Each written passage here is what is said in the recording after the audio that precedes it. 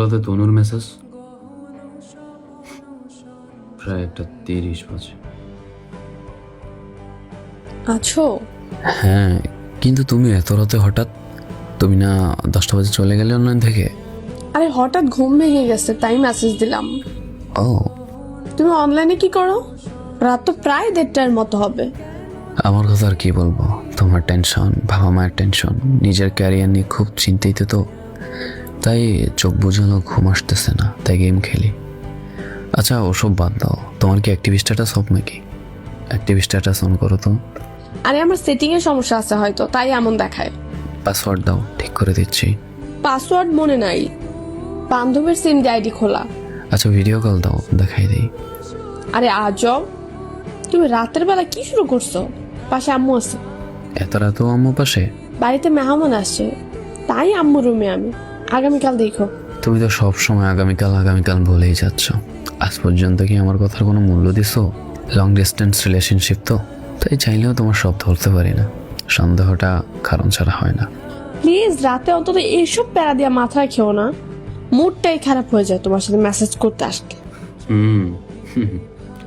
আগে কথা না বললে ভালো লাগতো না, আর এখন নাকি বিরক্ত লাগে। আমি কারো শখের কিংবা মন ভালো হওয়ার কারণ নই, সেটা আমি জানি। ঘুমাই যাও, রাত জেগে থাকলে চোখের নিচে কালো হয়ে যাবে, সকালে মাথা ব্যথা করবে। আল্লাহ হাফেজ। মেয়ে মানুষের মন পূজা বড় দেয়, শুধু শুধু কারণেই রাগ করে চলে যাচ্ছে, কোনো রিজন নেই। সামান্য সন্দেহ হয়, কি আর করবো, লং ডিস্টেন্স রিলেশনশিপ বলে কথা, যা বলে তাই বিশ্বাস করে থাকতে হবে। যাই, ঘুমায় যাই, সব থেকে টেনশন করে মাথাটা খারাপ করলাম।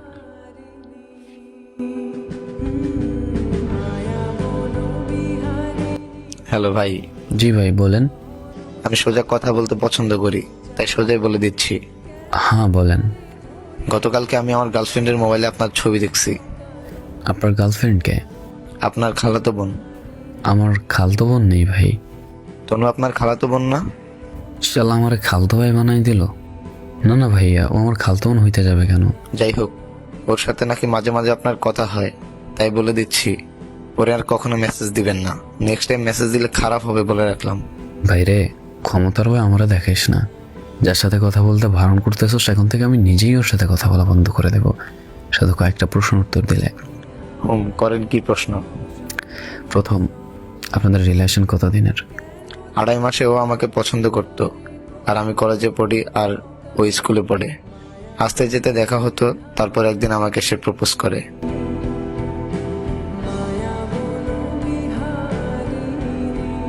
মাশাআল্লাহ। দ্বিতীয় প্রশ্ন, ওর সাথে তোমার তোলা কিছু পিকচার আমাকে দেওয়া যাবে হোয়াটসঅ্যাপে? হ্যাঁ অবশ্যই। তৃতীয় প্রশ্ন, ওর প্রথম কোনো ভালোবাসা আছে?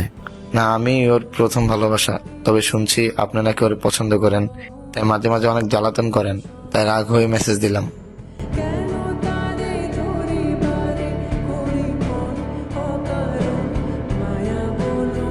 অসুবিধা নেই ভাই, আমি ওরা আসলেই পছন্দ করতাম। এখন যেহেতু আপনারা গার্লফ্রেন্ড বয়ফ্রেন্ড, তবে আমি কখনোই আপনাদের মাঝে আসবো না। ভাই হোয়াটসঅ্যাপ নাম্বারটা দিন। সন্দেহটা তখনই হয়েছিল যখন অ্যাক্টিভ স্ট্যাটাস অফ ছিল তার। আরে বেড়ি মানুষ, তোরে বিয়ে করার টেনশনে দিনের পর দিন শুকিয়ে কাতর হয়ে যাচ্ছি, আর তুই অন্য ভাতার নিয়ে ঘুরতেছিস, মজা নিচ্ছিস। নিজের ভালো থাকার জন্য যে মানুষগুলো অন্যের ভালো থাকা কেড়ে নেয়, তাদের প্রতি আমাদের মন ভরা কিনা জন্মাক।